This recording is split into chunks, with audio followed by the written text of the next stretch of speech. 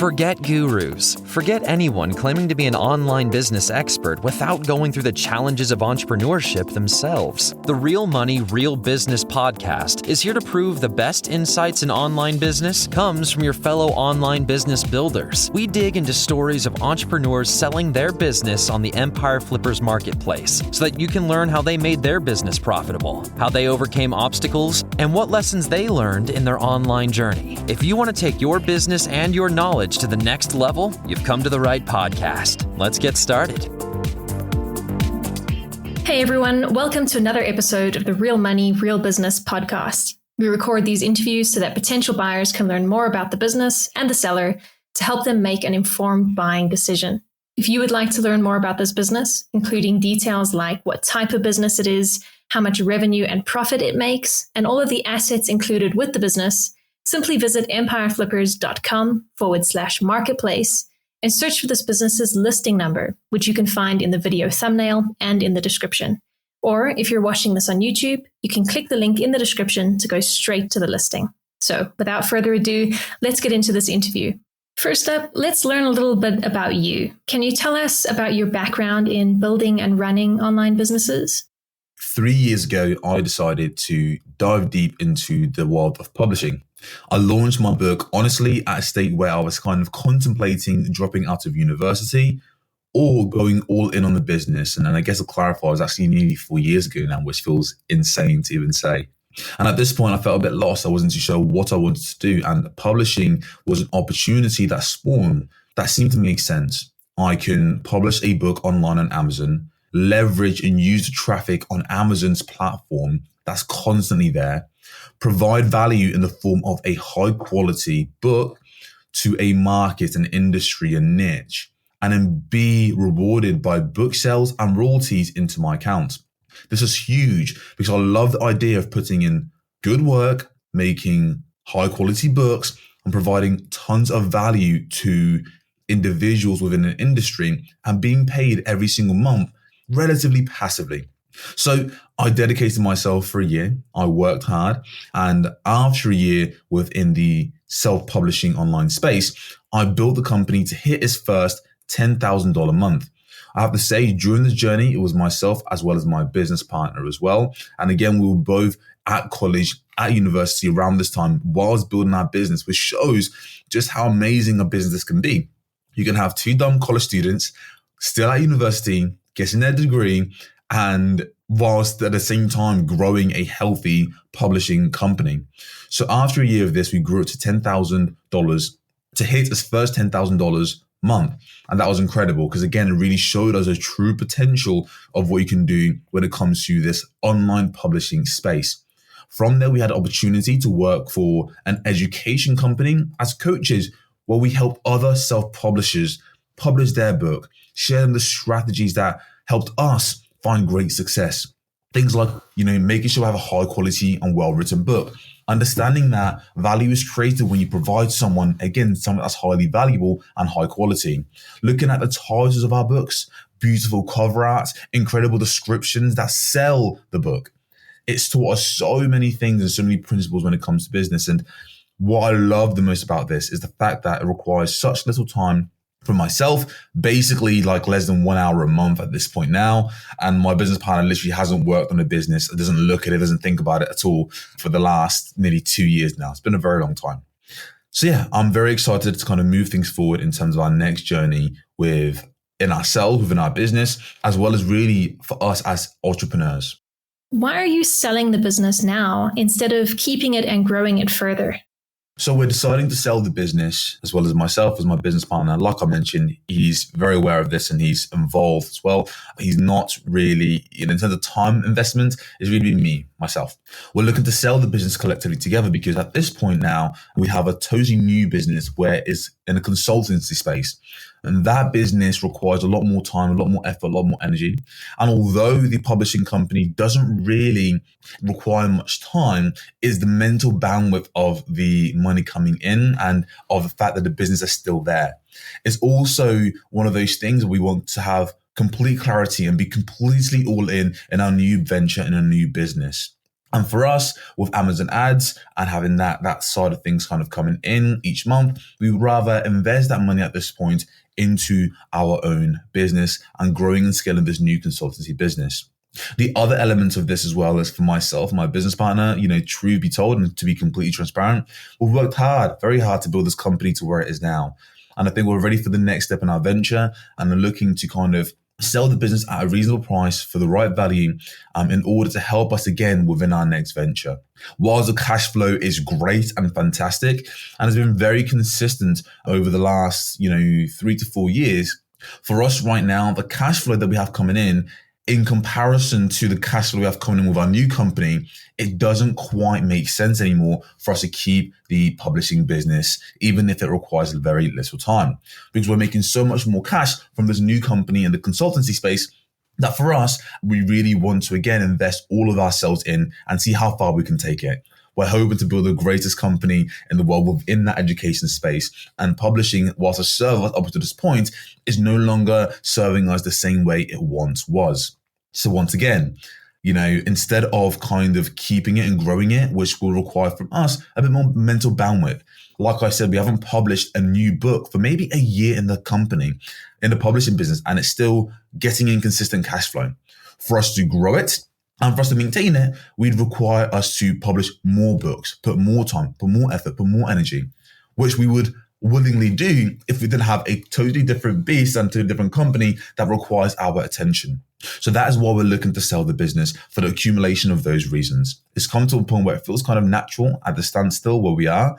It's come to the point where the cash flow coming in, whilst it's amazing and phenomenal, the mental bandwidth of it just being there rather than us being all in our business, is something that we really find attractive. And also, it's nice for us to kind of cash out the last 3.5 years of hard work, selling the company to someone who has more zeal, who has more eagerness, who's a bit more ambitious, or someone who's wants to just has that cash flow coming in and have a asset that's paying them every single month without too much work or mental bandwidth. And for us, we're looking to, again, make that transition in terms of our own entrepreneurial journey into this world and into the entrepreneurship space.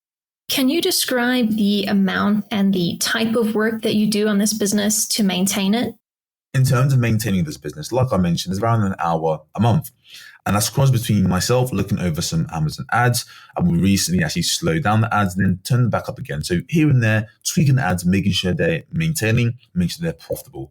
That's basically it. The other half of it right now, because how we've built things up with the business is it cash flows steadily. We have high quality books that we know are great niches and are going to be around for a very long time. And then other pieces then get simply having an assistant where she does most of the work. She will go to Pubbing, get reviews, and able to then, using this platform called Pubbing, generate reviews for some of our books. And that's simply it. That's all we do. There's nothing more and nothing less. And of course, part of that time is me looking at a dashboard and thinking how far we've come and how this business is still cash flowing tons of money every single month, which always puts a smile on my face. In terms of for a buyer who's looking to purchase the business, the main things that I would say is, in terms of maintaining and growing it, is everything over time has entropy. If you don't put more energy into it, it will either maintain or start to decline. So it's really important that you do take care of it and you do put the energy, you do put the time in order to maintain as well as grow the company and grow the business, because there are tons of growth opportunities still available. Same with everything. If you leave it, it will die. And for us, we're at the point now where putting more time and energy simply doesn't make sense. So maintaining the business simply just means looking at the reviews, making sure things are going well, but we're not really keen on growing it as much. But if you're someone coming in, it's going to be important you look at all these different aspects that you can contribute in order to grow the business much more. So if you were to keep this business, what are some of the ways you would try to grow it? If I was going to grow the business some more, I would really focus in on our books within the abstract thoughts niche. This is kind of the personal development / new age niche. And this is really what I would do. I would focus on building an audience and selling tons more books within this space. Really have very high selling books within the shadow work space, which are doing incredibly well. And this is a market in an area that's only going to grow more and more and more. Why? Well, because it's trendy, it's topical, it has that virality spark. When you have someone on TikTok talking about these specific topics, sales tend to go up and people are constantly talking about these topics on other platforms. But the most important part is, on a principle level, new age, personal development. These are niches and industries that are always going to be rich, industries that will always have high demand. So if you keep serving these audiences and keep making books, helping them solve their specific problems with these books, and they're high quality, they're well marketed, they've got beautiful covers and have beautiful titles, the business will grow month after month. But not only that, I think it's providing actual real good value to the world, making real impact and changes in people's lives. So focusing in on the abstract thoughts, that area of books, I think to us makes a huge difference. Again, that's in the personal development space. Other things that I would do is think about creating an actual group or creating specific courses off the back of these books. If you have the bandwidth, you can have a small team, just simply make a book, or you make the course rather yourself. This can be a simple, maybe 60-minute course that you sell for $100 or less, and you're able to generate some more income coming because of the book sales and a reader reading the book, enjoying the content, and at the end of each chapter, if you have a call to action to make a purchase of one of your courses, they're able to buy it. And just like that, you can essentially double your income if you do this the right way. That is what I would do and focus on if I wanted to try and grow the business some more. I would also really focus in on Amazon ads and maybe start increasing our budget, because for us right now, we're being conservative because we're trying to save cash to invest into our other business. But for you, the business is the main focus and you're trying to grow this publishing, maybe on the side, or you're trying to grow it some more, then that's what I would do. I'll look into the ads, I'll invest some more and really get the natural organic sales going up even more. Right. And what would you say are the biggest risks with this business that buyers should be aware of? I think the biggest risk that comes with this kind of business is being dependent on Amazon, to be fully transparent. So I think that's why it's important to build a list, to build an audience off the back of your book, to have a call to action at the end of each chapter, if any new books you're producing, to collect the list of your audience, people who are buying your book, because that way you can sell them more stuff. You can sell them other courses. You can lead them into other funnels. You can set affiliate courses if you don't want to be someone who creates a course yourself. You can find a partner and then sell their own course within your books. But with that being said, Amazon isn't too much of a concern if you follow the rules. If you make sure that you produce high quality book with the right keywords and you're not cheating. I think that's really, really important. Like, you can't shortcut your way to success with a publishing company. You have to do things legitimately. And if you do things legitimately, there's no real concern here.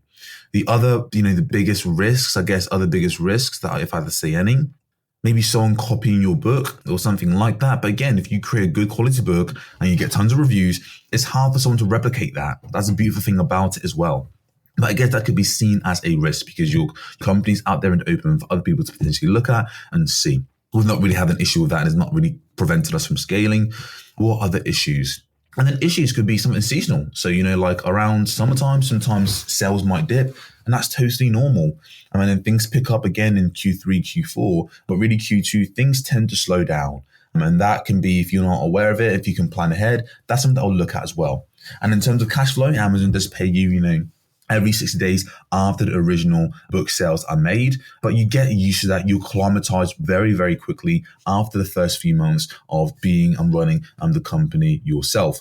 So those would be the biggest risks, quote unquote, I would say. But as long as you have the right cadence, as long as you're able to kind of maintain and really look further ahead and you're thinking long term, there should be no problems whatsoever. So again, those would be the biggest risks. And I hope I've provided some value in terms of how I would navigate those quote unquote risks. How much support are you willing to offer the buyer who acquires this business?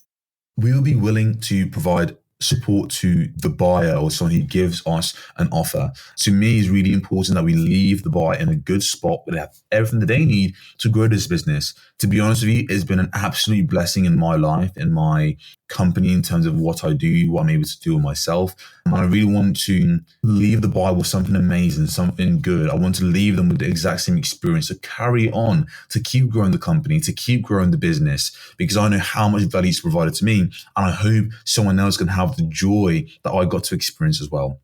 Me and my business partner were, like I mentioned, actual coaches for other publishers within the space. We've individually coached 500 plus actual, self-published authors. So we're well experienced and well versed with the publishing online space. This is why we're able to grow our company to the point that it is now.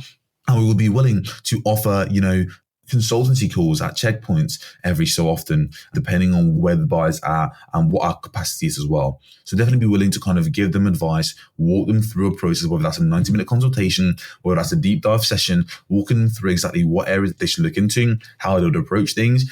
But yeah, I'll be willing to offer them the support that they need to get themselves in a spot that they're happy with, where they feel confident and when they feel happy. So if that's consultancy, 30-minute sessions, that's totally fine by me. I'm more than happy to do that. So again, really empower and leave them with something amazing, something that they're excited about, and leave them in a good spot.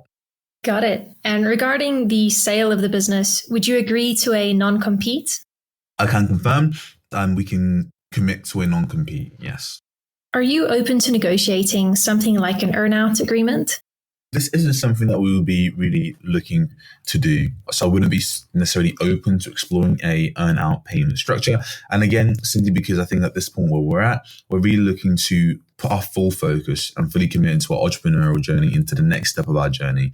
So that's kind of why we wouldn't want to have an earn-out. And if a buyer doesn't feel open to that, and that's something that's a deal breaker, that's totally fine as well. We completely understand, but that's not something that we personally will be looking to actually pursue.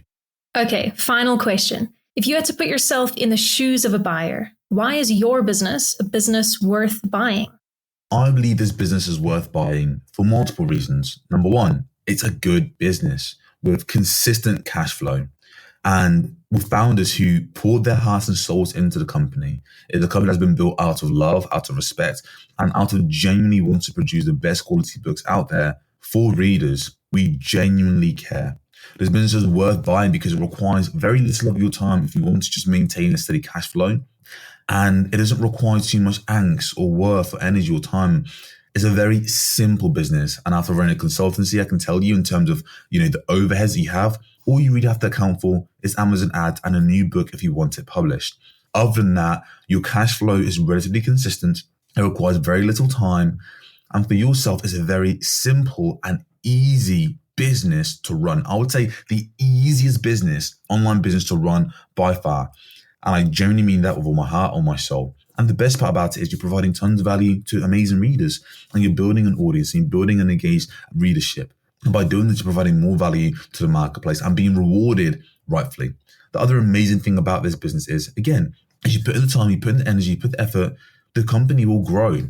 Month after month, it's very hard for your company not to grow when you're putting in more time and energy, just creating a high quality book every single time. This business is worth buying because we have amazing more opportunities within different niches that we're exploring. So many different opportunities where the books are yet to expand, where we have tons of bundles of books to be made, where parts 2, parts 3 are still yet to be explored. So the business is in a spot now where it's steady, the cash flow is steady, things are consistent, but there's still so much that we still haven't explored yet. And that to me is exciting when it comes to really taking things to that next level. The niches that we're in as well, there are tons more opportunities that can come from this. Whether that's you again creating courses or creating programs or finding partners and affiliates that can allow you for multiple different income streams from a singular product and a singular book. All right, everyone. Thanks for listening. To learn more and see if this business is still for sale, head over to empireflippers.com/marketplace and search for this business listing number, which you can find in the video thumbnail and description. Or if you're watching this on YouTube, click the link in the description to go straight to the listing. Once you've unlocked this listing, you'll find everything you need to know about this business. So, thanks for joining us. See you next time.